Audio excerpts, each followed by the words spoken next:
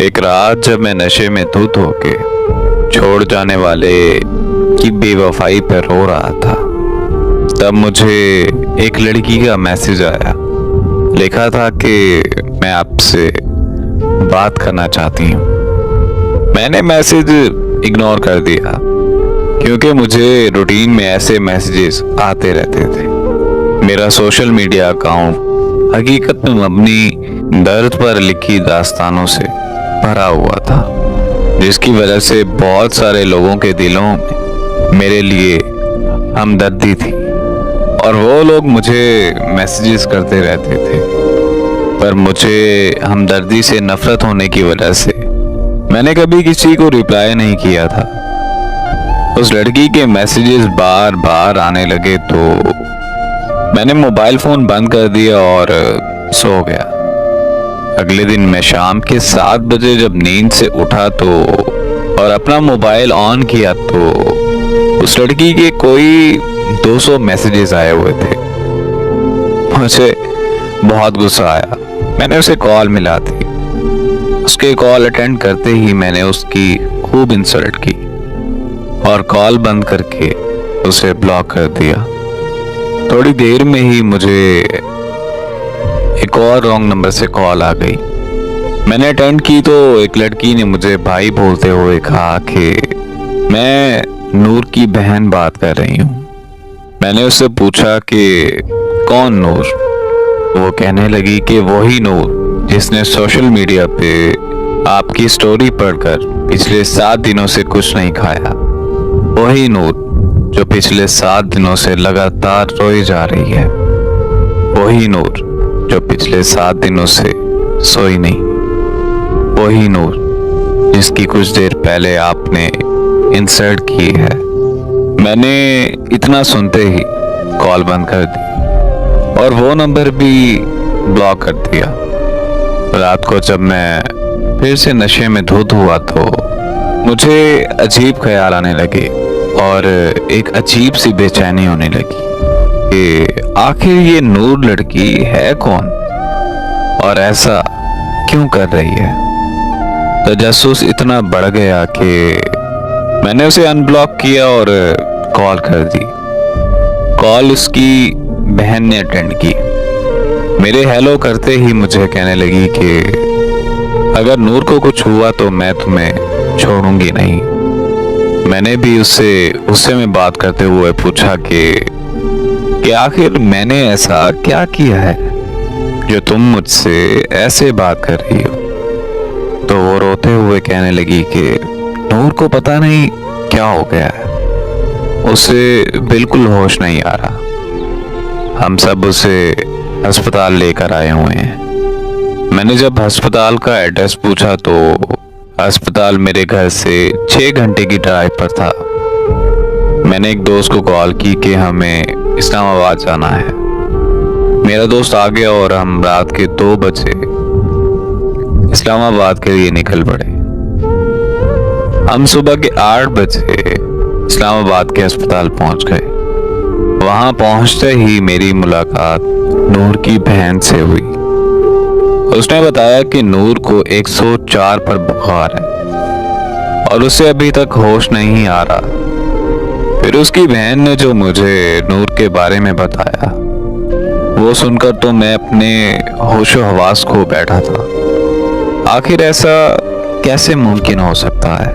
नूर की बहन ने मुझे बताया कि हमारे वालिदैन एक रोड एक्सीडेंट में मारे गए थे।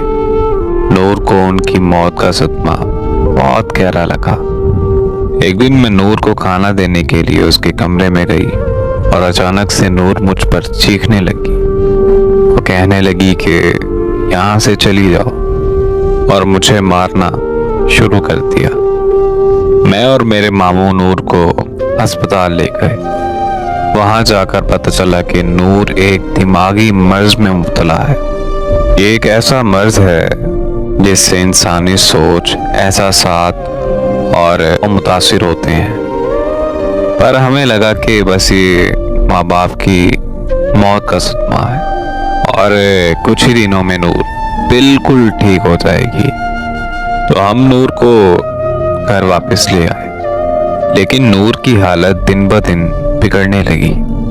उसकी हालत इतनी खराब हो गई कि नूर खुदकुशी करने की कोशिशें करने लगी। हम नूर को फौरन माहिर नफ्सियात के पास ले गए। उन्होंने बताया कि दीगर अमराज की तरह इस मर्ज का इलाज भी अद्वियात और थेरेपी से किया जा सकता है, पर बिना इलाज के नूर की हालत दिन ब दिन खराब होती जाएगी। अगर मजीद देर हो गई तो नूर को पागल खाने भी भेजना पड़ सकता है। तो हमने फौरन नूर का ट्रीटमेंट शुरू करवा दिया। 2 साल के मुश्किल तरीन वक्त के बाद नूर बिल्कुल ठीक होकर खुशहाल जिंदगी गुजारने लगी।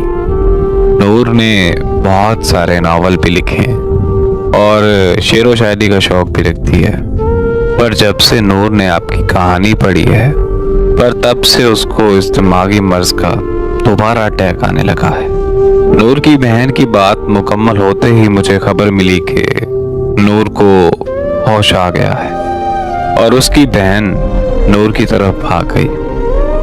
मैं भी उसके पास जाना चाहता था, पर मेरे दोस्त ने मुझे रोक लिया। वो मुझे कहने लगा कि नूर तो पागल लड़की है, हमें उसे क्या लेना देना, चलो हम घर चलते हैं। मैंने अपने दोस्त से बोला कि अरे यार, मैं कौन सा नॉर्मल हूँ, मैं भी तो इतना पागल हो चुका हूँ कि किसी का कम बुलाने के लिए नशे का सहारा ले रहा हूँ। बस इतना कहकर मैं नूर से मिलने चला गया। नूर मुझे देखते ही उठकर बैठ गई। उसकी खुशी की तो इंतहा ही नहीं थी। जिंदगी में पहली बार मैंने खुद की वजह से किसी के चेहरे पर खुशी देखी थी, और उसके चेहरे पर खुशी देखकर जो मुझे सुकून महसूस हो रहा था, वो सुकून मैंने पहले कभी महसूस नहीं किया था। मैं नूर के करीब जाकर बैठ गया और उससे उसका हालचाल पूछने लगा। तो वो मुझे कहने लगी कि आपके आने से सब कुछ ठीक हो गया है। फिर हमने बहुत सी बातें की और कुछ देर बाद मैंने नूर से कहा कि अब मेरे जाने का वक्त हो गया है। नूर ने जब ये सुना तो पता नहीं उसकी हंसी अचानक से कहाँ चली गई। उसके हाथ पांव कांपने लगे और आंखें नम हो गईं। मैंने नूर की हालत देखते हुए अपने दोस्त को कॉल की और उसे कहा कि तुम चले जाओ, मैं बाद में आ जाऊंगा। इतना सुनते ही नूर के चेहरे पर मुस्कुराहट फिर से वापस आ गई। मैं और नूर 2 दिन तक अस्पताल में रहे। वो 2 दिन मेरी जिंदगी के सबसे खूबसूरत दिन थे। हमने एक साथ जीने मरने की कस्में भी खाई थी। 2 दिन बाद नूर को अस्पताल से छुट्टी मिल गई और हम दोनों अपने अपने घर चले गए। फिर हमारी फोन पर दिन रात बातें होने लगी और ऐसे ही 1 साल गुजर गया। वो ज़हनी तौर पर बिल्कुल ठीक हो चुकी थी और मैं भी नशा मुकम्मल तौर पर छोड़ चुका था। यहाँ तक कि हमारी शादी के लिए हमारी फैमिलीज भी रजामंद हो चुकी थी। जिंदगी में सब अच्छा चल रहा था कि अचानक एक खबर ने मेरी दुनिया हिला कर रख दी। मुझे पता चला कि नूर की बहन की मौत हो गई। ये खबर मिलते ही मैं नूर के घर पहुंच गया। वहां पहुंचकर पता चला कि नूर की बहन ने प्यार में धोखा खाने के बाद खुदकुशी कर ली और नूर को फिर से वही दिमागी मर्ज का अटैक आया। नूर को अस्पताल में फिर से एडमिट कर दिया गया। वहां नूर के दिमाग की शरीयान फटने से नूर को ब्रेन हेमरेज हो गया और 6 दिन बाद नूर की भी मौत हो गई।